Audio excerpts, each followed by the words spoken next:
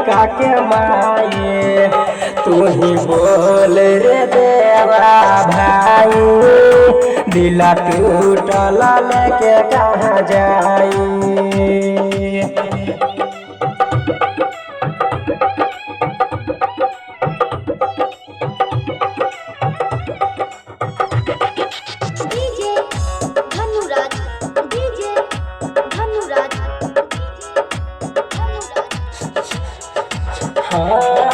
अपना बना के सपना देखा के गेल सब कुछ भूलाई। सुनी ना छोरी के उगेलाई, हमार नहीं भेलाई, प्यार में दिल करुलाई। बना के हन कठोर रे,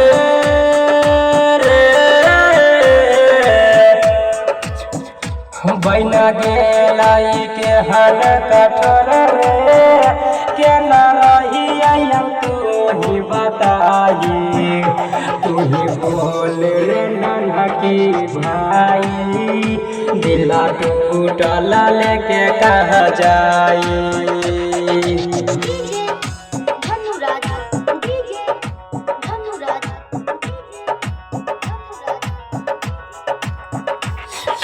गायक यवादेश से चंदन मुकेश से खैने चलाई उता क्रिया।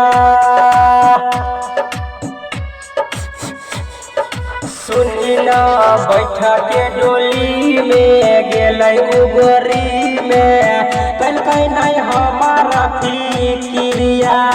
राइटर मोने लाल शंकर के,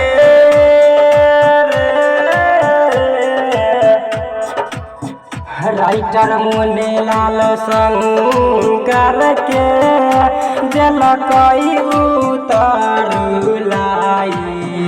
तू ही बोल वकीलावा भाई, दिल टूटल लेके कहाँ जाई।